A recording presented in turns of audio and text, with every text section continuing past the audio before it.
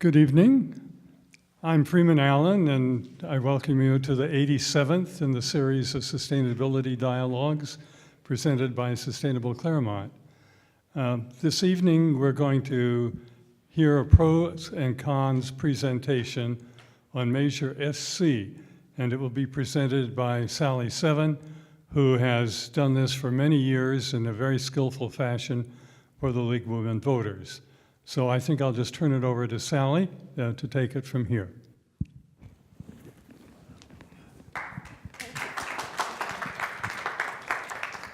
Thank you, and thank you, Freeman. I thought that we would start, I'm not sure how many of you have had the opportunity to tour the police facility, because this question has been going on for a decade and a half now in Claremont. And so, if I can make it work, we're going to start with a tour of the facility.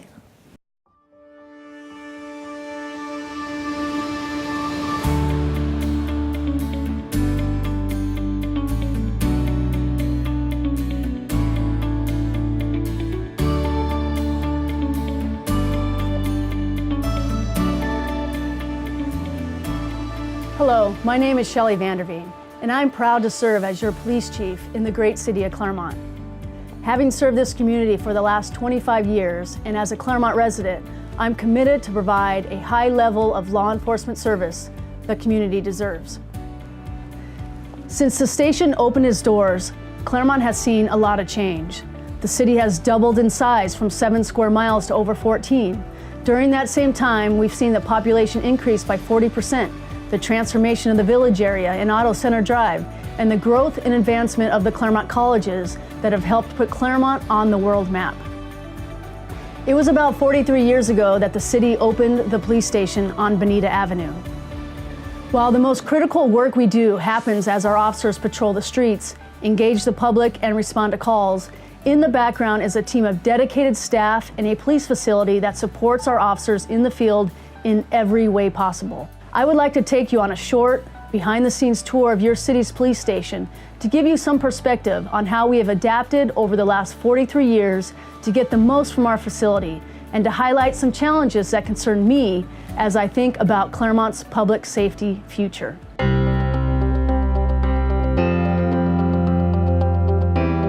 From the street, our single-story concrete station sits quietly at the corner of Bonita and Cornell. When the station opened 43 years ago, the plan was for the facility to serve our community for 30 years. It was also originally designed to house a police force of just 24 male officers and 10 staff. Today we have 70 men and women serving our growing community. To accommodate our female officers and staff, we had to create a women's locker room facility in a temporary trailer outside the station. The increase in patrol officers and support staff has required us to become creative in maximizing our use of space. In many instances, short-term solutions have turned into long-term ones. Closets have been converted to offices, and offices have been converted into cubicle farms. For example, recent enhancements in our 911 and dispatch capabilities required that we convert a storage area into a 2-person workstation area, and our watch commander's office is literally a converted janitor's closet. Where possible, we have innovated to extend the life of the station and to provide efficient work areas as we can meet the needs of a modern community. The obligations of police to preserve and properly store evidence have also evolved over the past 40 years. Today, we have more evidence than ever as we go about our criminal investigations and provide the evidence needed to support the district attorney in their trials. Our evidence room has been filled beyond its capacity, and we now store less environmentally sensitive evidence in a storage locker on our back lot.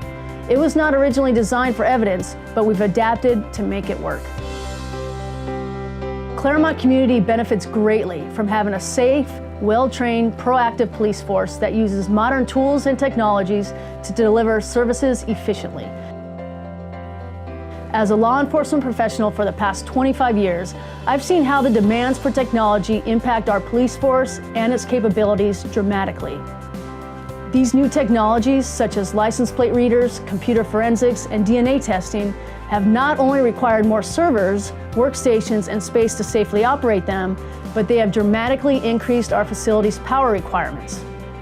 The Claremont Police Station's 43-year-old electrical system has exceeded its original design capacity and can no longer support additional electrical demands. This reality creates risk, but our options for growth are limited. Delivering on a 21st century police capability is being hampered by 1970s construction.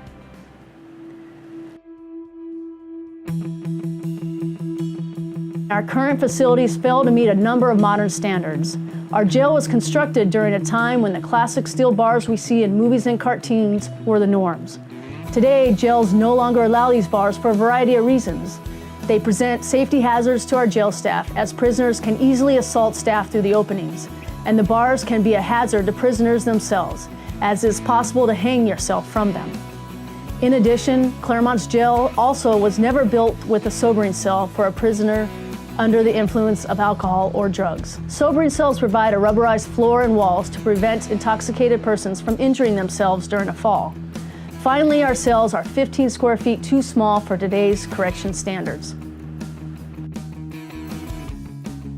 Construction of the police station preceded any energy conservation or design movement. The lack of any energy efficiency of the station is pretty apparent with its old lighting fixtures, lack of insulation, and an obsolete heating and air conditioning system and boiler that no longer have readily available parts. The station's generator is so old that we brought in a temporary generator on a trailer to ensure the station has power during an outage. This obsolete infrastructure increases the station's annual operating costs relative to many modern buildings and can occasionally disrupt our operations. Perhaps of most concern to me, however, are the seismic risks. Seismic standards for buildings have dramatically changed since the Northridge earthquake 20 years ago. Engineers now better understand the risk associated with concrete block buildings such as ours.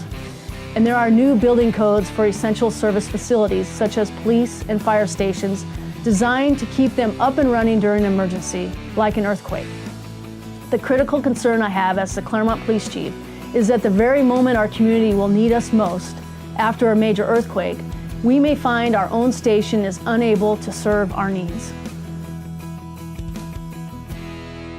The Claremont Police Station has served this community well for over 40 years, lasting much longer than its intended lifespan. The men and women who work in and out of this facility have adapted, evolved, and flexed to ring in the value of the building. Yet as I look into the future of law enforcement and the needs of our community, I know there is an immediate need to replace this building with one designed to meet the needs of a 21st century police force. A building that better connects the police with the residents we serve. A building designed to safely house the technologies and the people that have become standard in the policing world. If you want to learn more about our station and see it in action, please contact me at the police department. Tours are available for small groups, and we would be happy to give you a first-hand vantage point on our operations and the building we rely on every moment of the day to meet the public safety needs of the Claremont community.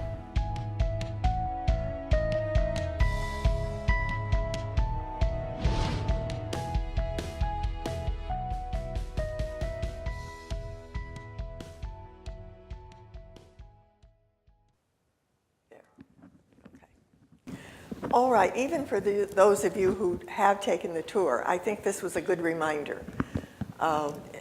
Having offices made out of converted closets and having people work as close together as they have to. And I think she didn't mention maybe that they only have this one interview room. So if you're trying to interview more than one person, or if you have some case you're following and they have a great difficulty finding space to work. So I think this is where we need to start in saying what is the situation. And then I'm going to start with actually the question that you're going to see on your ballot, because everything needs to be focused around what are they asking us. And the question is, shall the measure to impose an ad valorem tax on real property located in the city of Claremont at the maximum rate of $30.33 per $100,000 assessed value for a maximum term of 25 years to annually raise an estimated $1.55 million through the sale of general obligation bonds with net proceeds of $23.5 million for construction of a new city police facility that will replace the existing 45-year-old substandard police building be adopted. And that's what you'll see on your ballot. And it's the very last item on your ballot. So I know that some people have a tendency to get tired of voting and not go all the way to the end. So if you can remind your friends and neighbors they need to go to the end on this one and actually respond to this measure. The situation is generally not in much dispute. This is an old building. They had expected it to last much shorter time than it's had to serve. They've had to do a lot of adaptation to keep it still functioning. And due to the age and condition of the station, the city of Clermont has been discussing replacement for about 15 years. The present facility, 45 years old, is no longer adequate physically, operationally, technologically. And technology takes space too. It's not just more people there. The technology, as you saw, takes up a lot of room, and they need to be able to function around it. Closets have been converted to working areas. Trailers have been brought in to serve as locker rooms for female officers, and that was a need that they hadn't predicted back when they opened the station. There were only male officers at that time. Over the intervening 4.5 decades, Claremont population has grown over 40%. Its area increased over 60%. The sworn staff of the police department has almost doubled. It's up at 40 now. The support staff is more than tripled at 32. And a volunteer force of about 150 has been created. So there are many more people to be accommodated, and operating in such close quarters is not as efficient as it should be. In addition to obvious space problems, the block building with its 20-inch thick ceiling, and I've heard people saying, no, it's only 19 inches thick. Well, whatever. It was built before the Northridge earthquake, and it was the Northridge earthquake that let people understand how much the side thrust mattered. And this building doesn't have its walls well attached to its ceiling, so if there is a side thrust, the ceiling is going to stay still, and the walls are going to move, and the ceiling is going to fall down. And that is something that isn't changing over time. And we also have been warned that we are overdue for a major earthquake in this area. So it's something that we need to take seriously. The concrete structure, it's a good bomb. If you're going to bomb the place, this is a good structure. But we don't expect that that's going to be happening. The earthquake is a far more likely thing to this facility. Anyhow, it doesn't meet the standards of the California Essential Services Building Seismic Act of 1986. See, that was a short time after, about 10 years after it was built. The area is overdue for a major quake. The building doesn't comply with Federal Americans with Disabilities Act or with other key state and federal regulations. The facility's electrical and mechanical systems do not meet the demands of modern police operations. According to the architectural report, updating the existing facility would not only be difficult, it would be very expensive. And it would actually cost more than building a new structure. Any changes that impact the jail is now grandfathered in, even though it doesn't meet jail standards. And if you make any changes at all around the jail, you have to build it up to standards, and that would be very expensive. As you saw, just the whole structure of a modern jail is different than these are. So in November 2015, Claremont voters were asked to approve a parcel tax, a flat parcel tax of $286 per parcel per year for 40 years to fund site acquisition, design, construction, and furnishing of a new police service facility. It was to be a 47,200 square foot building and storage area. It was to be placed up on the Monte Vista Avenue site next to the city yard. And each parcel in Claremont, whether profit or nonprofit, residential or commercial, large or small, would have been taxed the same flat amount, $286. The measure needed 2/3 approval to pass, and it got the approval of 1 out of 4. So it was defeated. But the problem of the inadequacy of the structure of the police facility didn't go away. It was still there. And so the mayor at that time appointed a 15-member committee of citizens, making a point to take people that had voted against it and people had voted for it, and there may even have been some non-voters, but I'm not sure of that. Anyhow, this 15-member committee was asked to address the issue. And they were to deal with the cost, the location, the size, and the way it was financed. They toured other local police facilities, and they decided to base it on what it takes, what are the necessary operations and what space do they take. So they did an operational analysis of space needs, and once they had that, then they could determine the size of the building. And they got an architect to put it together just to be sure everything would fit, and it turned out that about 25,000 square feet would cover the essential operations. Now, there were other things that had been suggested, and that's why it was 47,000 square feet before, but the earlier measure was based more on wants, and this one was based on needs. What do they need to operate efficiently and appropriately? And so once you had that size, then we could take another look at where it was placed, because one of the reasons that it was someplace else other than where the police station is now on Bonita is it was too big. There was no way that they could put a building, that 47,000 square foot building, on the old site. But once you had it down to 25,000 or 26,000 feet, it would fit. And so the committee universally thought that the people would be happier with it where it is now, and that we should go ahead with the design based that way. Yes? Sure. Does that size take into account future needs? Do they, so this wouldn't happen, keep happening over and over again? Yes, and this is one of the discussions about this. Claremont isn't growing the way it was, and this would allow, what they put together is a proposal, and you'll see in a little while, but it has a bottom floor and then a second floor over part of it. So there is some expansion room if need be, but there is some discussion about whether or not there is going to be a need, and there are even some people that think that policing will get more efficient, and you may have more technology, but you may have fewer people. So this is a good size for the foreseeable future and for things that seem, but there is room to expand if need be.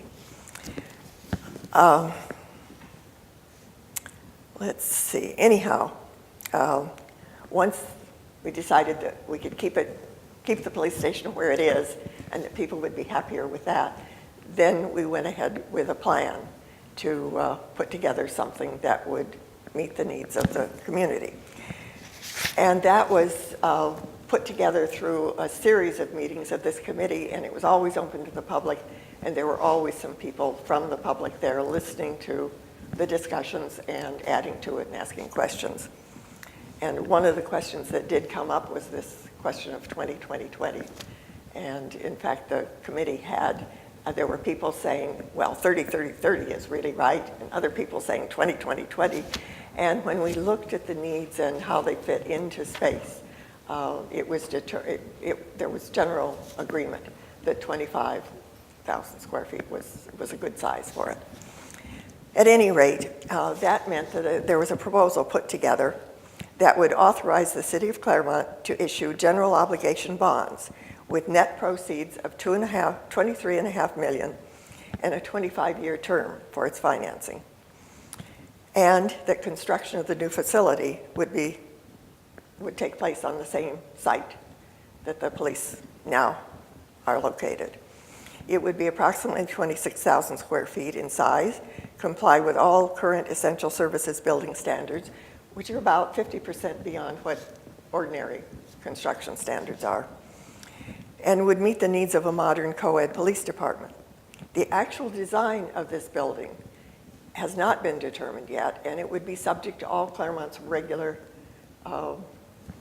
design opportunities where we go in front of the Architectural Commission and all this sort of thing. The only reason that we have some tentative designs is sort of a proof of concept to be sure it's possible. And I suspect that the actual way it's going to come out, at least on the inside, isn't going to be a lot different, but who knows? At any rate, the people that are concerned that they don't like the way it looks don't need to worry, because they're going to get a chance to complain about that and offer suggestions if and when this passes. One of the important concerns are fiscal considerations. And different people have different analyses of why the other measure failed. And some people think it was too big, other people think it was too expensive, other people think that it was because it was a flat parcel tax, and that meant that it was a regressive tax. It didn't take into consideration ability to pay. And so it was a much greater burden on those with fewer resources than those with plenty. At any rate, because of the regressive nature, the other thing is that because GO bonds are a safer investment, you get a better interest rate on them. You can sell them at a lower rate. And so that means overall there is a savings. And in the case of the GO bond compared with, one of the other options had been a parcel tax based on square footage. And that's kind of a new idea. The parcel taxes have been used or have been proposed for a number of years.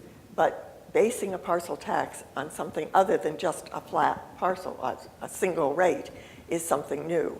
And one of the things that was considered is to have a parcel tax based on square footage as an option here. And after looking at it, the committee and then the city council decided that the GO bond, partly because of saving the 2.268 million in financing costs, was a better option for Claremont. So general obligation bonds are a safer investment. Financing costs are lower than with parcel tax. Claremont would save about 2.27 million over the 25-year period of the bonds, compared with the parcel tax that would vary with square footage. Would save even more over a parcel tax that was the flat parcel tax. Out there. Who would actually issue the parcel tax? I'm assuming You mean the general obligation bonds? Well, the general obligation bond would be issued by the city. The city, yes. But the parcel tax, you can compare it with. I think the city issues it too. Just they have to go through the financing people, people that issue the bonds. So it's actually working through financial institutions. Yes. I'm sorry. Yeah. Okay. All right. And that's one of the variables here. It's a very complex kind of system, and different people think they can give you different rates and guarantee different things. And there are issues like, can you pay them off ahead of time? And with some, you pay a little bit more in the beginning, and you're able to pay them off. Or if it says you can't, then you can often do a premium. And so there are all kinds of different dimensions to the bonds that determine the exact rate that you're going to get. And some of those things are difficult to predict ahead of time. So the GO bonds are progressive. It's a very complex situation to discuss how progressive the square footage parcel tax is, because square footage in one place is not the equivalent of square footage someplace else. And yet, with the square footage parcel tax, it's on that absolute number, not on the money invested in the square footage that determines it. So GO bonds are the most progressive. Properties with higher assessed values pay more than those with lower. And it's important that people understand that it is not based on the sales price of your house. It's based on the assessed value that you get on your tax bill every year. So that somebody that bought a long time ago is going to have a lower assessed value. If they went to sell their house, it would be a lot more expensive. But they pay the GO bond on the rate that is on their tax bill. So those that have profited from Prop 13 will profit from this too. And likewise, the people that are newer purchasers will find it more expensive for what people would consider an equivalent property. The debt service on the bonds will be paid by levying that ad valorem tax on all taxable property in Claremont. The nonprofits have some taxable property, but most of their property is non-taxable because they are nonprofit, and so they are tax-free. Well, the colleges, I think it's about $16,000 a year they'll pay, but that's very little. But that's because they hold some property that isn't directly related to their educational mission. And so it's only the property that goes to their nonprofit mission that is nonprofit. And if they have other houses, like they might have property that they rent out, that sort of thing, they would have to pay on it. But they pay about $16,000 a year, I think, and I think the other nonprofits pay about $32,000 because they too have some property that they hold that doesn't fit under their. But they get full police services, or do they have Oh, yes. security services? Well, now the colleges, of course, have their own force, and in fact have a MOU with our police over what they cover, because they have about a quarter of the Part 1 crimes in the city, but their own local force, the colleges, handle about 90% of them. And so it's 3.4, it's a little over 3% of the calls are attributed to the colleges. Let's see.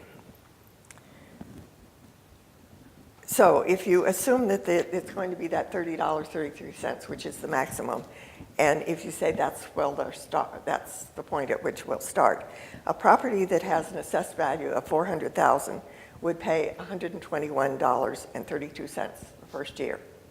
So you see that's far, far less than the flat parcel tax was. And I think it's interesting and important that 57% of Claremont homeowners would pay that $121 or less. So it sort of gives you a distribution. The tax rate is expected to decrease as the total assessed value all over the town goes up, because as properties are sold, they're sold for more than they were bought, and so that raises the overall assessed value of the city. And it's that overall assessed value that they divide into the amount that's due as debt service, so that as the overall assessed value of the whole town goes up, each individual property goes down. It costs a little less.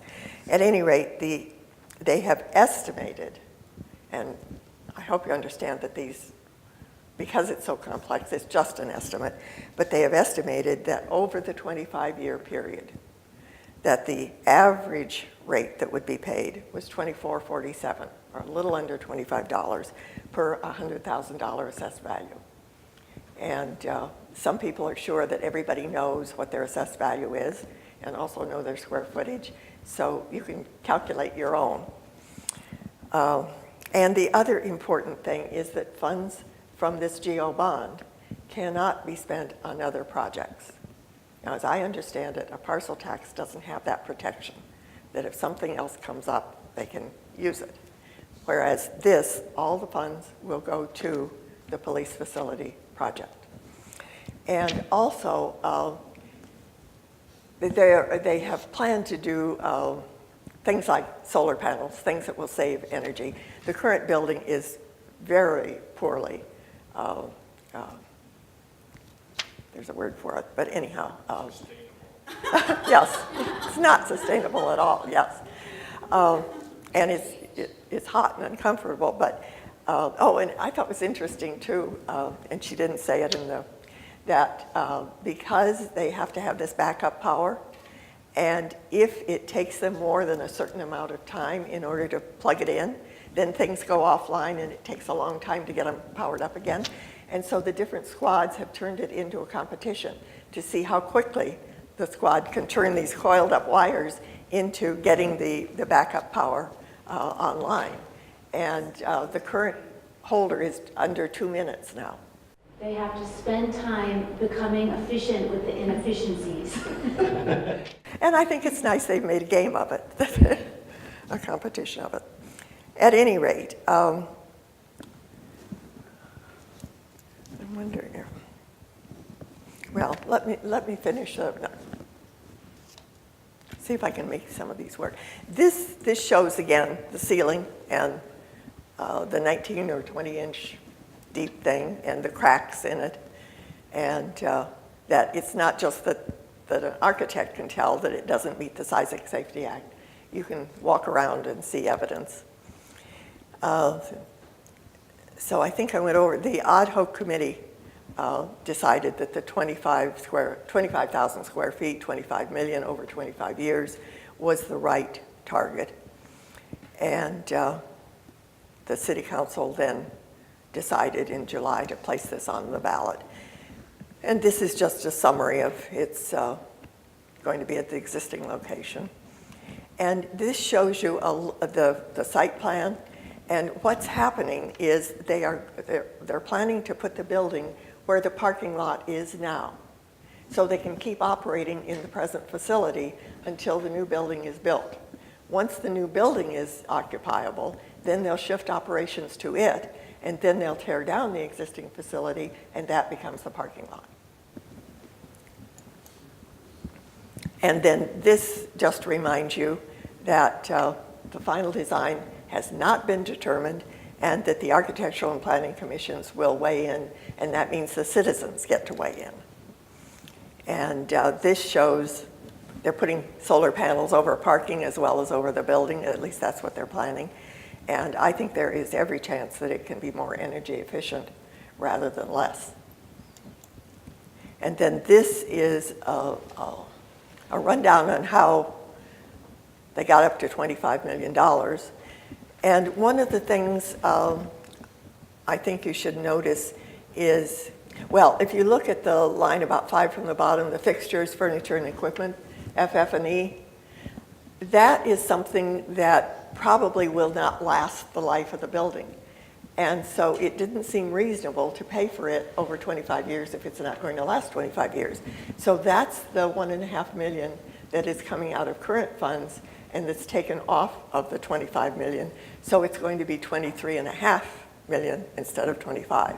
And the other thing I think you need to notice is the third line from the bottom where it says cost escalation.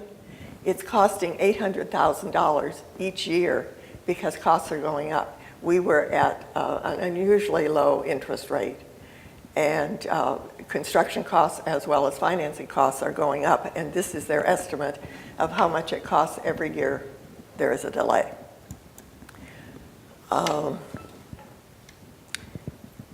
This just simply says they're trying to get the 23.5 million, and federal grants aren't available currently for brick and mortar, but once the financing is secured and once construction is ready to start, then there are things for police facilities and for energy efficiency, things like that, grants that they can apply for.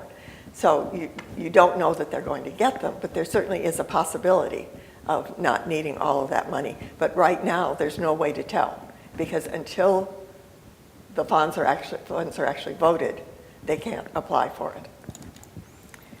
And this shows the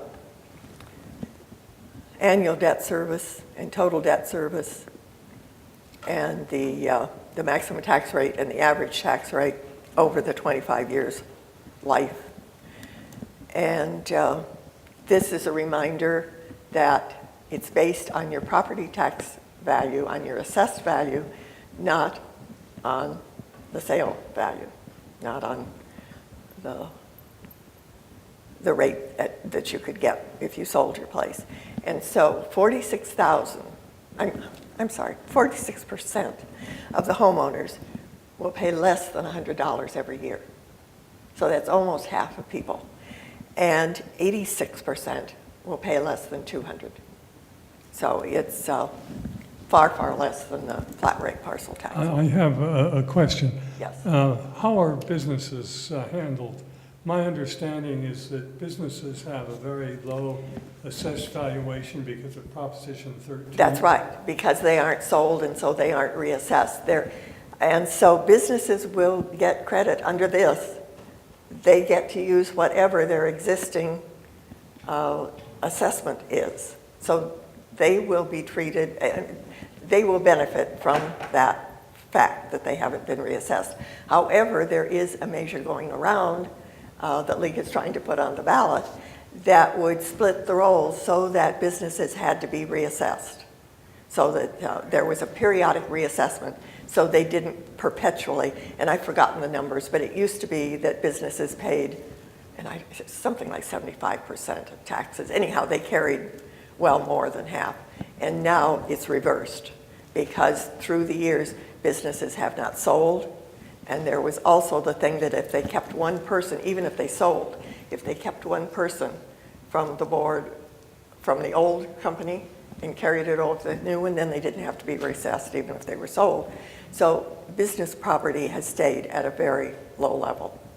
And people who have owned their homes for many years, retired people, senior people, are Have a likely to be at that lower tax rate. They have a low assessed value. Yes, that's right. And it will stay there until it's passed on or they sell it. This, I think, is interesting primarily because it shows what proportion of people and how heavily they're hit.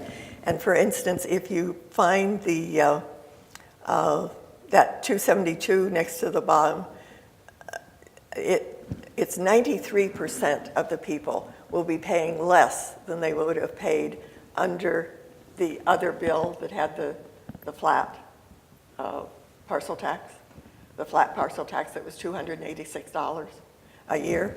93% of the people will be advantaged from this new one, will do better, pay less. But that also means that 7% will be paying more. And so that's what we mean by saying this is progressive. The people that have more money will be paying more money. Yes? I love this chart, as you do. You know, the other thing I was inspired to share based on what you have said so far is that in comparison to Measure PS, this is a 25-year payoff versus a 40-year payoff. And so that number is significant, that 93%. You save a lot in Yes. financing costs. Yes, you save a lot annually, and then, you know, we save 15 years as well with the earlier payoff. Yeah. And this shows, because the option at this time was not to go back to the flat parcel tax, but a square footage parcel tax. And it would cost $2,268,000 over the 25 years more to finance it that way than to finance it with this based on the assessed value of the property. So it's a cheaper way to finance it. And then it shows if you were doing a square footage parcel tax, it would cost the colleges more, it would cost the nonprofits a little more, it would cost commercial parcels more, and a vacant property less, because they don't have square footage of improvement on the vacant property. And the ones that would save money with a square footage parcel tax is residential. But remember that last chart, it's the higher value properties. It's not equally divided across people. So it's not everybody in the residential. It's just residential as a whole would save about $5 million. But it means that the people at the top end would be the ones saving the money. And so, and then also if you'd like to calculate, what they had said is that it would be 5 cents, 5.03 cents per square foot. And if you want to, you can calculate, or if you know the size of your property, you can tell from this what that would have cost you. So one of the things to remember is that costs go up, not down, that the interest rates are going up and the delay is expensive too. and that there is the danger of the earthquake. And if this bond doesn't pass, the problem with the facility doesn't go away, and so we still have to face that. And this just shows the layout. And so, just in summary, the supporters say that the need for a new police facility is urgent and generally recognized. Residents' concerns about size, location, cost, and payback have all been addressed. GO bonds are the most frugal and the fairest way to meet this public responsibility. It's time to say yes. Their second point, our local police force has substantial advantages for residents. Some of them reduce crime directly and others are less tangible. Providing safe and efficient working conditions for public employees is a responsibility we all share. Measure SC is a solution within reach and reason. And any further delay only adds to the costs and extends the risks of the current situation. And the opponents, those who are urging that you say no to this measure, say the issue isn't the need for a new facility. Most people grant that. It's the specifics of the proposal that they don't like. They think the proposed facility is too big, still too big, too expensive, and it places too great a burden on Clermont residents. Their second point is that Claremont is already built out. A building the size and cost of the one being proposed is not needed now or in the future. And because Claremont's built out, it's not going to increase. And finally, bond financing unfairly burdens residents and does not spread the cost fairly across all properties in the community. That was that last chart we saw. The tax rate is not the issue. The problem is the burden placed on those who live here. The city is demanding too much from its residents. So basically what you have to do is decide how you feel about dealing with the situation and whether this is a reasonable proposal at a reasonable time. If you say yes, then it enables the city to go out and sell bonds that will finance this project. If you say no, they can't sell the bonds, and so there will be no financing, and we're back to square one, I guess, in trying to deal with the issue. So, and it takes 2/3 of those voting approving for it to pass. So a simple majority will not do it. Could I Okay. add something? Sure. Many of the, I'll just project. I don't think I need. Do you want me to? You want- Yeah. Okay, sorry.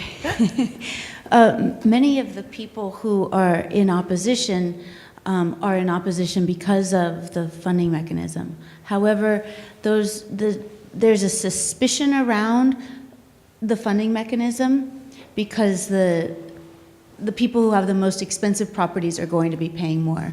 And I just would like to point out that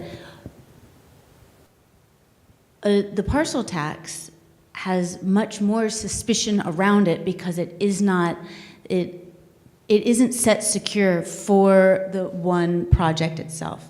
So I wish there was someone in opposition here.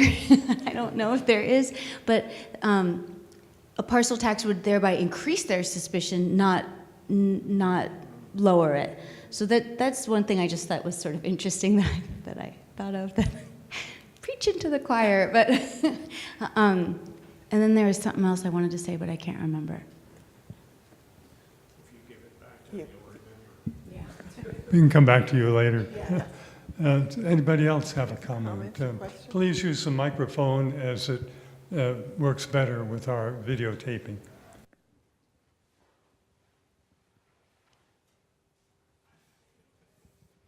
So I wanted to read something that I have since looked back on and found fascinating.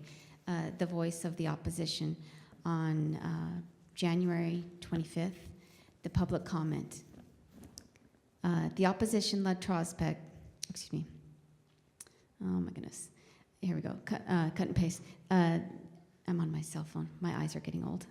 The opposition led Trospect, and I attached it and sent it to the Courier. Said, oh my goodness, these meetings are not recorded. Well, while you're looking that up, let me mention a comment that I had heard. that we do need a facility, but why build it now? Why don't we wait until sometime in the future? Because the city is hard pressed for funds right now, and sometimes in the future we might be in a better position to purchase a police facility. And if you would oblige me and just hold that for a second. This is the public comment. I'm going to read directly. La Trospect expressed his opposition on moving forward with a square foot parcel tax because the cost will be higher. The committee needs to turn around 42% of the vote, and he doesn't believe a parcel tax will work. But he didn't say he was in favor of a GO bond. About I think he just isn't in favor of financing. about why do it now and not later, that there's a little bit of the CalPERS is not going to go away whether or not we finance our police station, and neither is other budgetary issues that are at hand. So it's a little bit of equivocation that's not logical. The need still persists and potentially is getting more expensive and more deferred, along with our other responsibilities. So to kind of take it to a domestic level, just because you haven't paid off your car doesn't mean you still don't buy your children shoes. I know that's kind of a far reach, but you still have to maintain what you have going, even though you still have other financial obligations. And it's very difficult to estimate what the current operation may be costing in terms of efficiency. Yes, what we're wasting in inefficiency. And of course, the estimates of how much that it's costing us $800,000 a year to wait, those are just estimates, and it could be more, it could be less. But most people seem to agree that it's not going to be less expensive, that delay is costing. The thing that scares me most about waiting is our earthquake history. On the San Andreas Fault here, we haven't had a major earthquake for 300 years, and the frequency historically is much greater than that.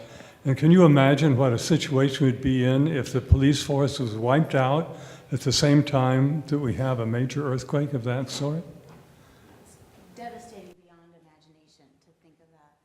Yes. So I personally am for doing this as soon as possible. Well, and I think because of this campaign, people have gotten a little more aware of that 20-inch concrete thing sitting there. And so I think there's more concern about being in the building than there used to be, just because it's been brought to attention. Could I'd like to take a big step back. And I'm just wondering if at the very beginning of all these considerations, people took a look. I mean, I assume the data is available, although I'm not sure, but can you look at cities of 35,000 or whatever as a function of population and see what square footage the police station has and that sort of thing? Yes, in fact, I have some charts.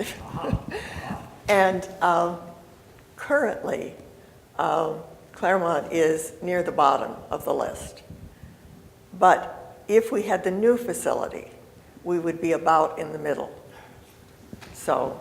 That's exactly what I wanted to know. Yeah. Well, and the other piece of that was, thank you. At the meeting I was at before, I think Jim said that the cities that were, after we rebuilt, the square footage, the cities with square footage that would be less than ours are the ones that hadn't rebuilt yet but needed to. The older facilities. So of any city that has come up to what current needs are, we wouldn't be in the middle, we'd still be lower. But Is that accurate? But anyone that toured some of the facilities could not but be impressed at the overage of space in some of the facilities. So looking at, I think I'm less concerned about the numbers than I was before, having actually toured some of the facilities, because there were places where they would have this giant room with 3 people in it. And I thought they would have been more efficient if they'd been closer together and talking to one another. But there was quite a campaign, I think, to get new police facilities. And it's true that they were technologically behind and they needed upgrading. But I think in some cases, people got carried away. Since I have the microphone anyway, I'd like to sing a little tune for you, but I'll hold back and just ask a question. A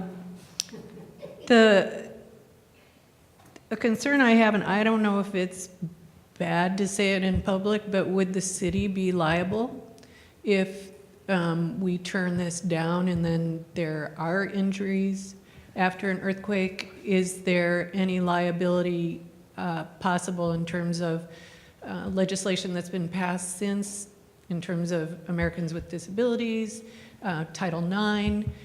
Is there some overarching concern that could affect the city if the residents don't pass this bond measure? I think there are different answers to different pieces. I think on the disabilities thing, I think that the city probably could be sued if there was somebody, because if you have a disability, it's very difficult for you to visit anybody in the jail, for instance. And I think the lack of accommodation for interview space, that sort of thing, for people with disabilities, I think the city could be sued, but it would be a court case. I don't think it's a slam dunk on what. I think there is more concern about their liability in terms of this earthquake danger. And I don't think anybody really wants to talk about it too much, because I've heard the question raised, but I think nobody really is very eager to address it. Do you have earthquake insurance on the present? Oh, no. No, they would not qualify for any kind, it's not retrofitted at all, and it couldn't be made retrofit. But I don't know what coverage they have. Earthquake insurance is hard to get, and the building has to be able to be retrofitted to comply with the current earthquake. A building has to be, I'm not a contractor. Yeah, because It's clearly substandard, and so certainly if nothing else, it from would my, be very expensive. let me couch it with my understanding is that in order to obtain earthquake insurance, your building has to be made compliant with current earthquake standards. You cannot insure a building that is not brought up to standards.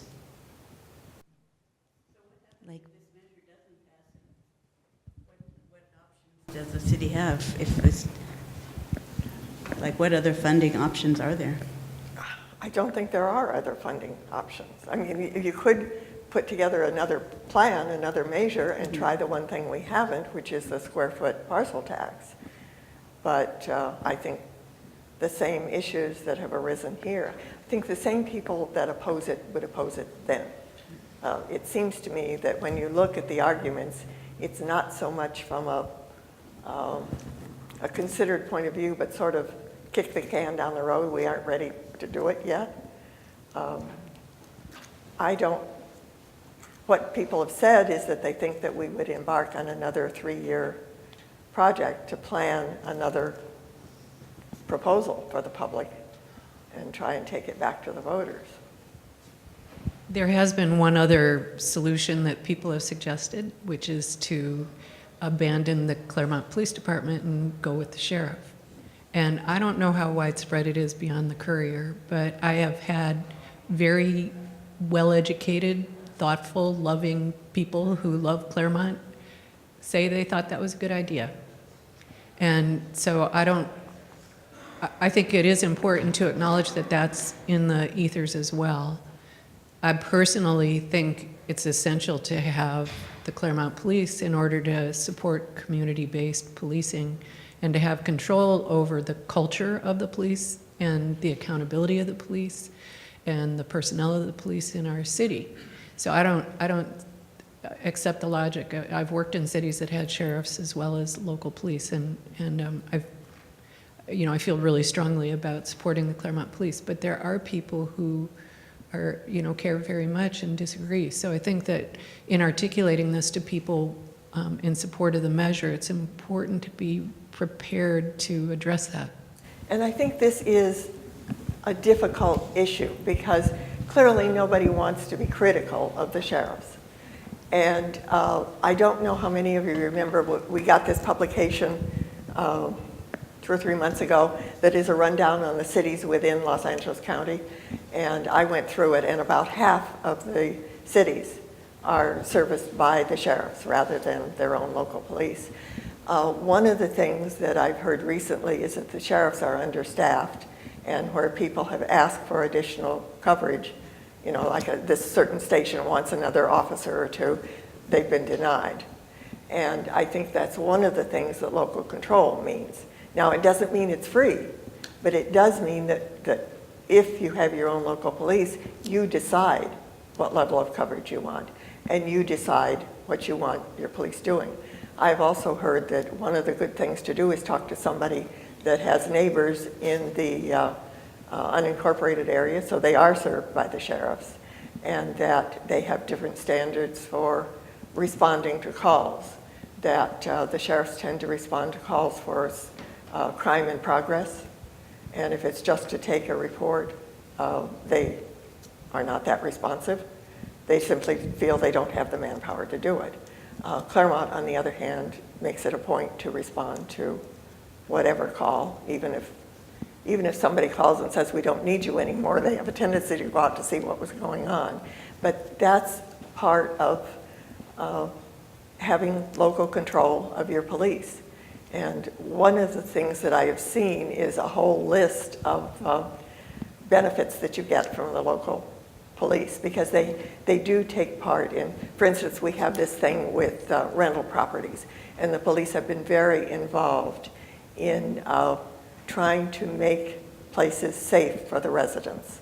And they have reduced crime in our rental properties. I think I read it was 40% or something over the last couple of years, that they've had a measurable impact on crime, and that the people dealing with them have felt that it wouldn't have happened if we had not had our local police. I thought it was interesting, too, to hear one of the police lieutenants talk about this last development, the committee and all these efforts to try to figure out what are the real operations that need to take place. He said they were so aware there were people all over the station, and each of them was talked to, that they really had a big part in putting together what would be an appropriate plan. And so they felt better tied to it than to the earlier proposal.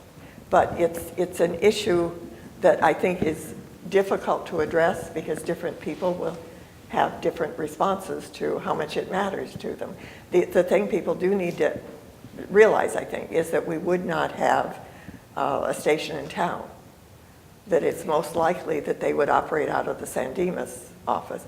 And once you go with the sheriffs, it is the county that's making those decisions, not the locality. And I think it would be a useful exercise to read through this page of kinds of things that you get from local policing.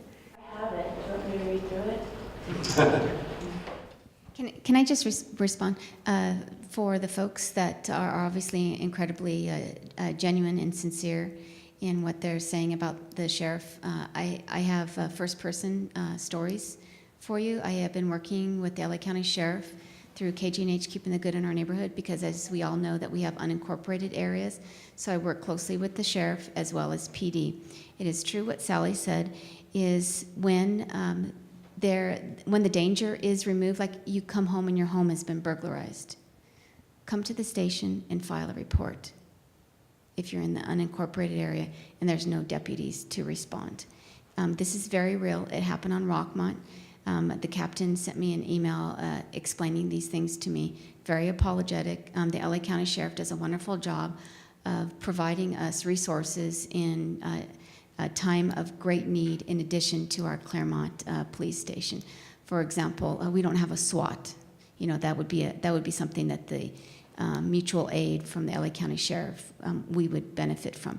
The second thing is Jim McDonald, who I consider a friend, who's the current LA County Sheriff. I was at his event a few weeks ago, and I spoke with Captain Andy Berg, who is the chief of police, if you will. The captain is the rank in the LA County Sheriff. And I said, Andy, what does it look like if Claremont wants to become the 23rd contract city in Los Angeles County? And he says, we have no deputies. I've asked for another deputy in my office, and there are no more deputies. There's 1,000 deputy shortage. So let's just walk that through for a moment. What does that literally mean here for Claremont? First of all, our officers would have to be, I'll say, converted into deputies. They would not all want to do that. That was a very reasonable thing. It's not just a matter of conversion. It's a matter of having to go through all of that. So immediately we would have a loss of manpower or woman power, if you will. And it's all very, very real in today's conditions. The other thing, I just kind of wanted to back up just a little bit on the square footage. When we're looking at other stations, it's super important that we're super sensitive to the fact that we're in LA County, and our sheriff allows us to arrest and detain folks right here locally inside of our own PD. If we compare Claremont to Upland, we'd switch county lines, and they cannot hold their folks once they're arrested. So if we were to, that's not a fair comparison as soon as we cross county lines. The other thing is the current jail standards are much more significant. Obviously, Sally spoke with this. And one of the requirements requires a lot of square footage added to bring them up to code. And so that is requiring a lot of footprint. And when we do a comparison of buildings that were built prior to this, again, it's just not a fair comparison. And then the last thing is our current facility, what would happen? You asked. One of my biggest concerns as a highly engaged citizen partnering with our public safety is if our jail did get deregulated because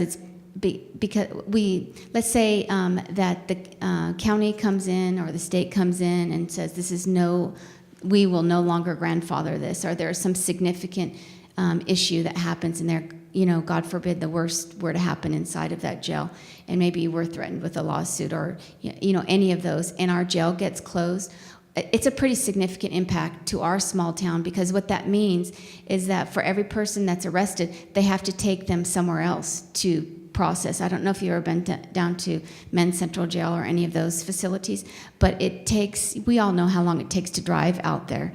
But then the processing of that person to be arrested takes our officers, our precious resources out of our city, and our jail being right here, it preserves those resources. And also imagine the decision making, because one of the things to do is if you are taking somebody to county, it's better to take 2 or 3 rather than just one. It makes the trip more efficient. But are you going to wait to see if somebody else is arrested?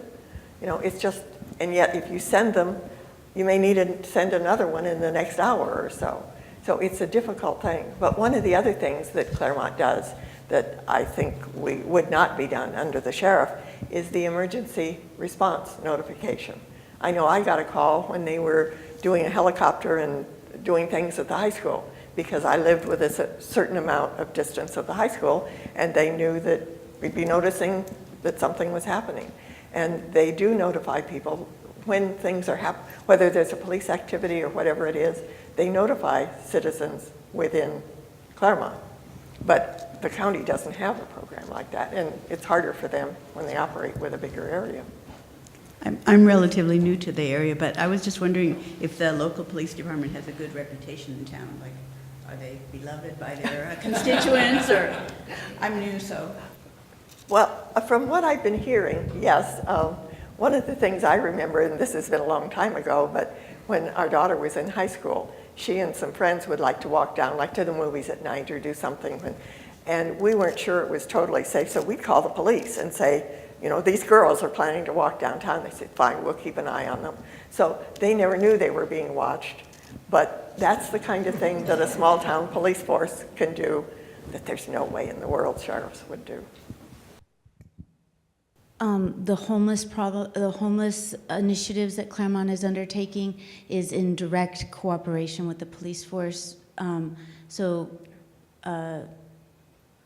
The effort to provide services, that's done through the police. The police recognize our adults who are most vulnerable, who live in town, and so there's not a confusion between potentially acting in a way that could be viewed as combative if it was someone who didn't know this individual who's vulnerable.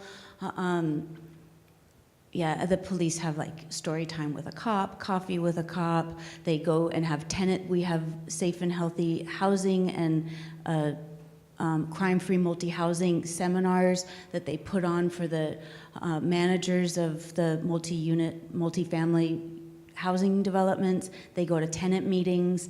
They give information to tenants and let them know. Yeah, no, it's like, it really is amazing. I was at a tenant meeting once, and the lieutenant was saying, we want you to call us. Even if you're wrong, we want to make it be that you're safe and burglars feel unsafe. Like, that's our job. And that's a kind of community that makes Claremont an attractive place to move to. Yeah. I was just telling Jennifer, she invited me because we're neighbors and I didn't know about this proposal.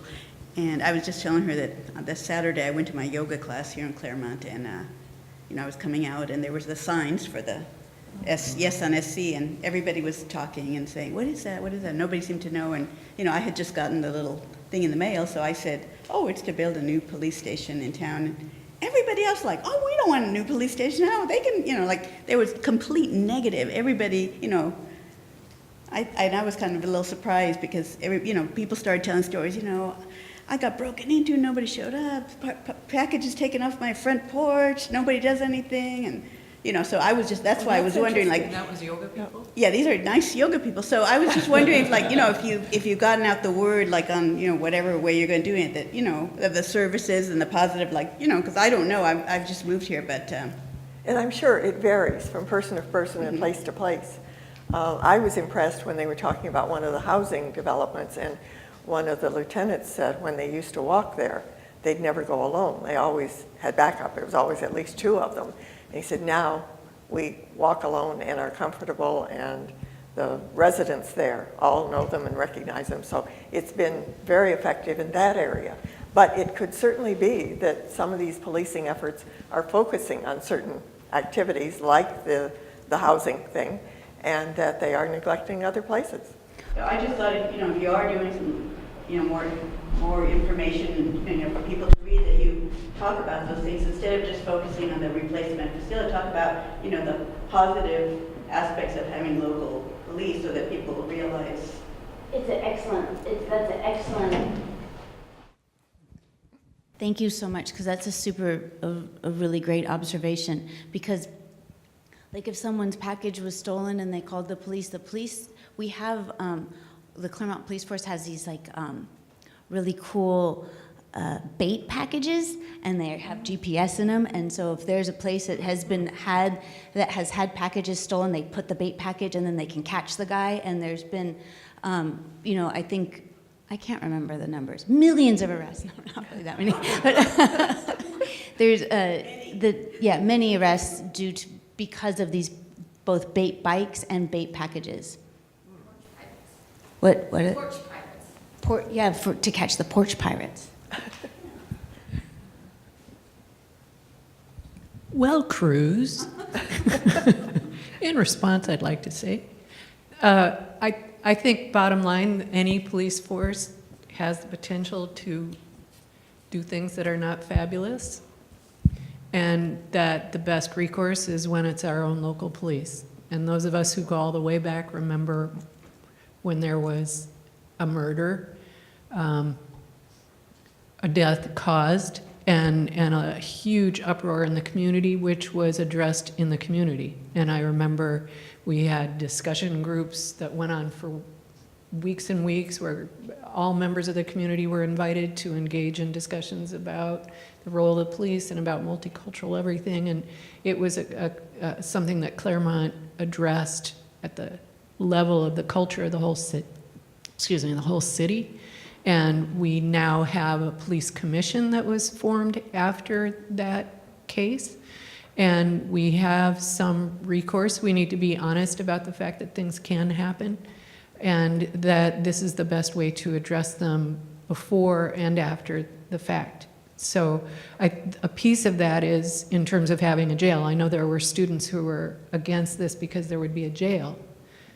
Out of respect to the people who are find themselves having done something to end up in jail, I feel that they are likely to be safer with more oversight in a Claremont jail than in the LA County jail. And I would like for us to provide that for the people who are in trouble in the moment and in jail as one of the things we provide as a community. But we need to be honest about the fact that not everything is done right. Well, and realize too, that the only thing we have to be police officers is human beings. Right. And they're flawed. And so they're good and bad, as with everything else. And we do need to recognize that. But the level of control and discretion that you can exercise when it is when the local police chief is down at city council meetings and listening to residents' complaints or commendations or whatever, it's a very different situation than when you have somebody that is reporting to somebody at the county level. Do the students at the colleges vote in Claremont? Some of them do and some of them don't. It's up to them. They're eligible to vote? If they register here. Oh, okay.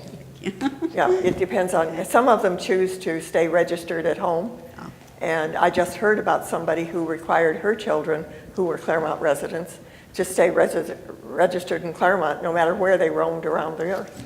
So it varies. I'm speaking as somebody who supports the measure. And I want to raise another thing that people have raised when I've spoken to a lot of people about fairness issue, not just in the terms you already outlined, but I've spoken to people who are saying, as of this date, they're not going to vote for this because the colleges aren't having to pay enough.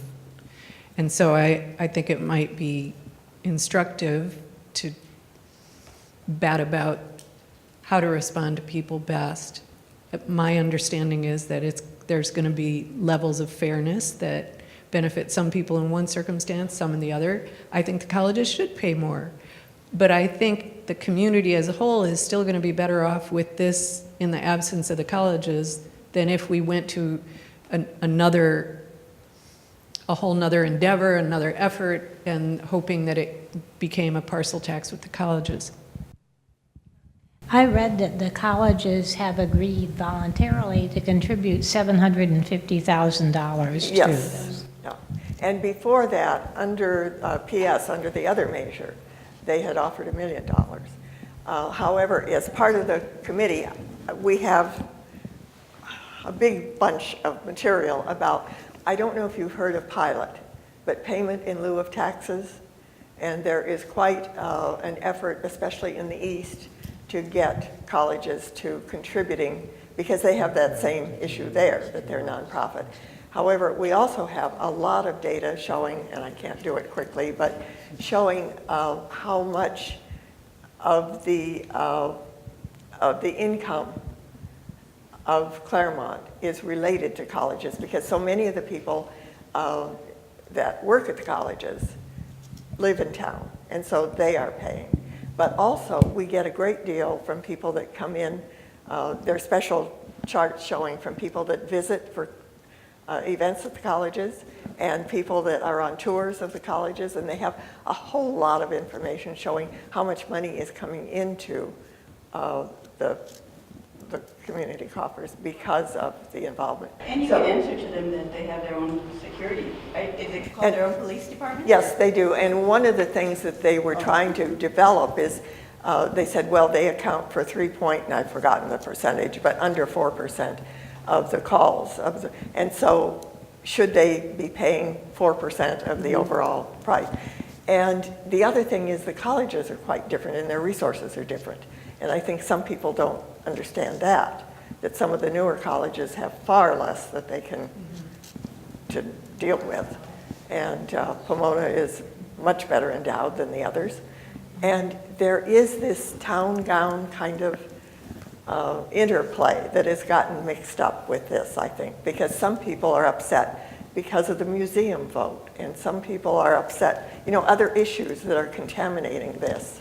And I think it's probably unfortunate that we aren't able to separate some of these, because I think we need to look at the police issue on its own merits and try to decide if this is something that we need in order to have an efficient police force. Any other questions? One of my favorite things to share after we have such a great dialogue is to remind folks, and I know we're in a very friendly audience here, is that a no vote does not make this go away. A no vote makes it worse. And, I have really personally, just on a personal testimonial, is I have personally, I would hope by many evaluations, matured in my analysis of what the college footprint and contribution should be. And I have stuck my neck out really far with many folks that are in opposition. And, the bottom line is that coercion of the colleges is not cool. And they did give us $750,000 in combination with what they will pay, the $16,000 a year. They'll end up contributing about $1.1 million. And so for those folks that are not happy that the colleges are nonprofits and that they're exempt from GO bonds, I kind of feel that this is just kind of above our pay grade. They are entitled to this. And I wanted to leave everybody with a really strong sense of pride in this project. I'm super, super proud of this project. I walked into the Whittier station in the middle of PS and I said, wow, who built this station? This is the most thoughtful thing I've ever seen. And those architects in the city of what came together over this, and they're the ones that put this project together. I'm going to share with you in the current station right now that our men and women cannot shower. The water does not get hot enough, number one. Number two, in the men's room, Officer Snyder, who has my dog Luther, we raise a lot of money to purchase a canine for PD. When you flush the urinals, you're never sure what's going to happen if the sewage is coming up. And Officer Snyder, he actually gave me a picture of all of that stuff coming up. And he says, I have 3 children. Bless this man, right? 3 children, all under 5. And he says that he never walks in his home with his work shoes on because he doesn't trust what's on the bottom. You will often see our officers over at the Doubletree to use the restrooms. We will be providing them an awesome place to work, awesome place to shower, to refresh, to recharge. And the thing I'm most proud of is that they will also have cot space. It's really super important. You're working all night and now you have to go to court. They just need to rest and get ready for the court.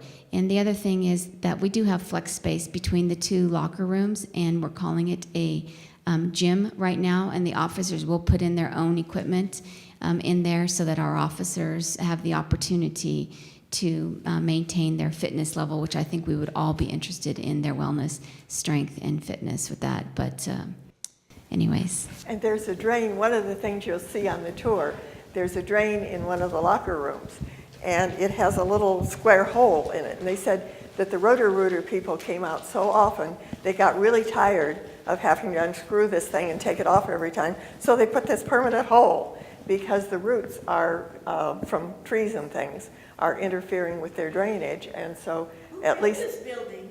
Carl McDowell. There's houses like 100 years old here that are still functioning. Who built this building? Why are they have so many problems? This is Claremont. We have We've water learned a lot problems. since the 70s. Yeah, and I don't know to what extent they had only planned it, as you remember, to last for 30 years. And it's been half again that long. So whoever did it and however they did it, they didn't have the expectation that it was going to be a 100 or 200-year-old building. And what?